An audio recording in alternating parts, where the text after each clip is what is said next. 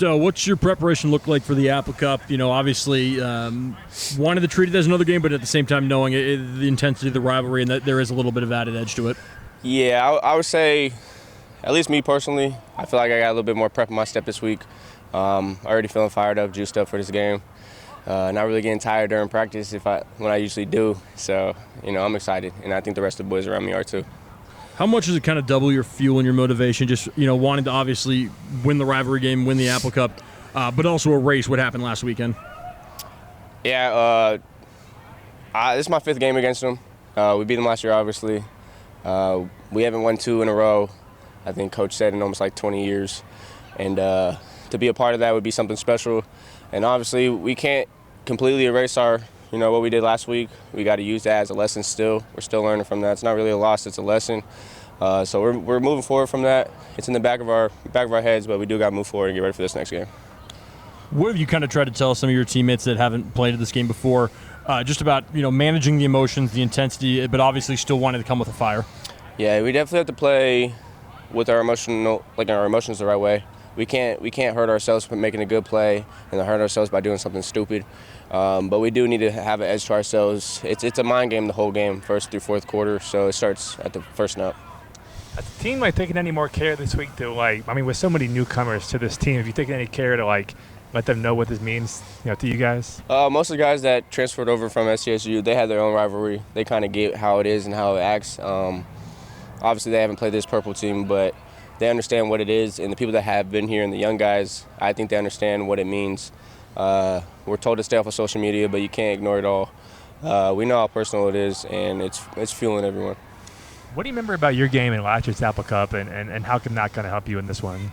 I would say going into that game, it was very quiet. Emotions were not really there. Didn't know what was going to happen in that game. Didn't know my number was going to get called the amount of times it did.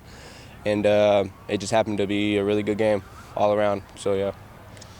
You guys are 20.5-point underdogs. What would a win in this game mean to you guys? Like I said, every week we're just trying to go 1-0. So it would just be another win for us. It would definitely feel special. You might walk down the street and there might be a couch on fire. Who knows? It's going to make the town have a blast.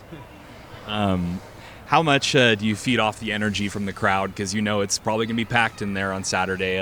What does that mean to you that it's here at Gesa Field? Yeah, at least for me, I've known a couple people in that crowd that have grown up with me. So every once in a while, they're going to say my name, or even some of the kids. Just know when you do the right things, you can feel the emotions coming off, and that fuels us to keep going. Once the tempo is going, you really don't lose it. So I would say it's very important. So that's why we got to get packed house, and that's going to affect the other team too.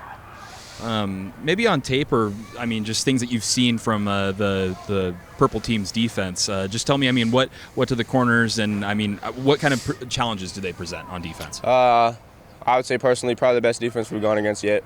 They're experienced. They got a bunch of older guys, not too many young people. A few familiar faces that we faced last year. One of them was our teammate last year. We know he's a dog. He's gonna ball. But we got to just step up to the challenge, and I think the boys are ready to do that. Looking back to each of these games that you participated in, each of the Apple Cups that you participated in, you've been obviously on both sides, both results. Yeah. What you've talked about what a win means, but what have you kind of gleaned from those past experiences and from facing this team before? I would say I didn't really myself do anything in game until my third one. I was a special teams guy, and all I can say is losing against them sucks, and winning against them feels really good. So I know what result I want, and I know what the team wants. So we just got to go out there and do it.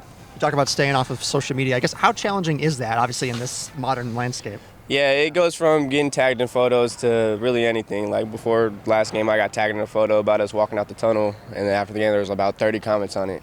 It's hard to ignore that because my phone gets service when I hit the bus, so it's just like boom, boom, boom, boom, boom. So it's hard to not look at. And obviously, this generation, we're on the phones a lot, so it's hard to stay off. But, you got to, at least for me, I can ignore most of the hate nowadays. It's just look at it and laugh. Because they're going to love you or they're going to hate you. It changes every week.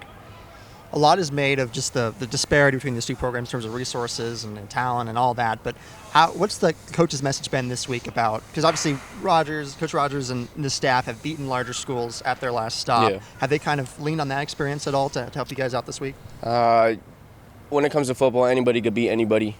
So he hasn't really been too motivated to press on that. He just knows that we have a job to do, and it's going to take every snap. So just play one by one play, and we can beat anybody we want.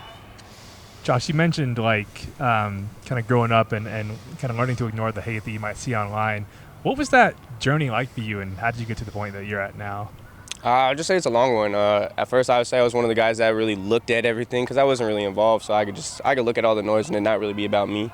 I happen to be in a great spot myself to where the noise sometimes is about me now, and you just got to learn. You either let it affect you or you don't, and nowadays you just can't let it.